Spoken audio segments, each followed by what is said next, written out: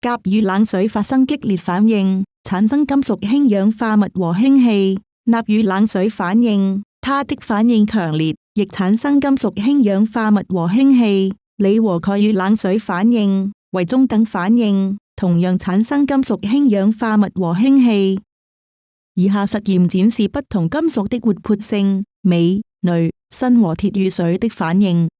各試管都裝有金屬，分別為鎂、鋁、砷和鐵。各試管加入純水，在室溫情況下觀察每種金屬與水的反應。只有鎂條的表面有少量氣泡產生，相對鈉金屬與水的反應，鎂條的反應緩慢，其他的金屬與水反應則極為緩慢。